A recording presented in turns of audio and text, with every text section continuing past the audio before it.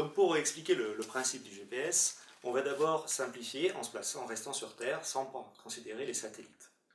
Donc le GPS utilise un principe qu'on appelle la trilatéralisation, ça veut dire qu'on va calculer 3 distances en fait par rapport à des points dont on connaît déjà les coordonnées géographiques. Donc pour ça, qu'est-ce qu'on fait? Eh bien on place un émetteur radio, par exemple ici, qui va émettre un signal radio qui se propage évidemment tout autour de cet émetteur et qui tend autour de lui. Donc ce qui va se passer, c'est qu'on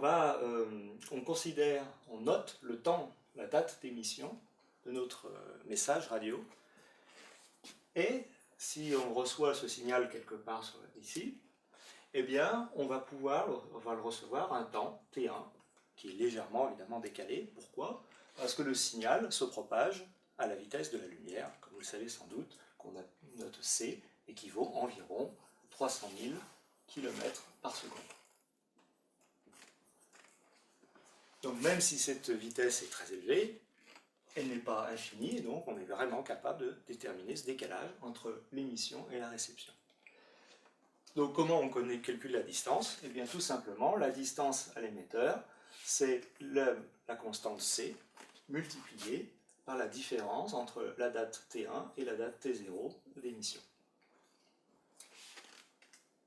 Donc, grâce à cette distance, on sait qu'on se trouve par rapport à ce point connu à une distance D, donc quelque part sur un cercle qui est centré autour de ce point et qui se trouve à une distance D.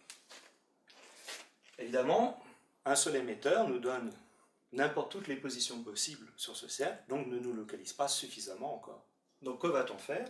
Eh bien, on va placer un deuxième émetteur, ici par exemple, qui lui aussi transmet un signal, et par la même technique, on va calculer une nouvelle distance qui va donc donner, par rapport à cet émetteur, un deuxième cercle. Donc déjà, on a amélioré notre position, puisqu'il n'y a que 2 possibilités, on se trouve soit ici, à l'intersection des 2 cercles. Mais on ne sait pas encore lequel des 2 points.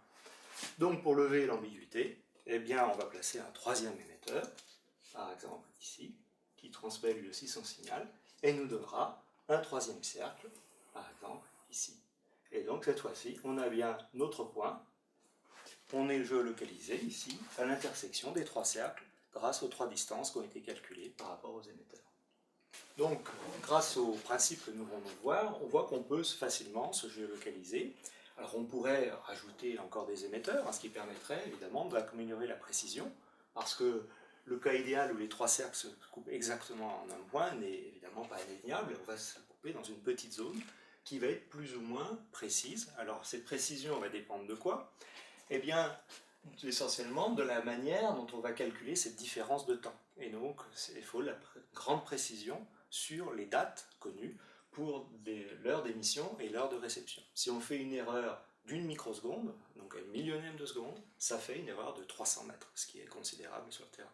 Donc il va falloir des précisions de l'ordre de la nanoseconde s'il faut avoir la précision nécessaire pour être correctement géolocalisé.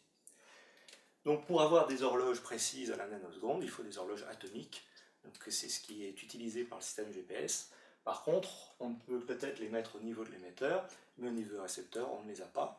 Donc on a un système de synchronisation des horloges qui est prévu dans le système. Le signal lui-même transmet tout ce qu'il faut pour resynchroniser les horloges et permettre d'avoir la grande précision de temps nécessaire pour le calcul des distances. Un autre problème aussi qu'on peut voir apparaître, c'est que là on est dans un cas assez idéal où les 3 émetteurs sont bien disposés en triangle, mais si par malchance on se retrouve dans un cas où les 3 émetteurs sont pratiquement alignés, eh bien les cercles vont se recouper pratiquement en étant tangents, et on va avoir une grande erreur qui va être introduite aussi sur ce qu'on aura une mauvaise intersection en quelque sorte des cercles.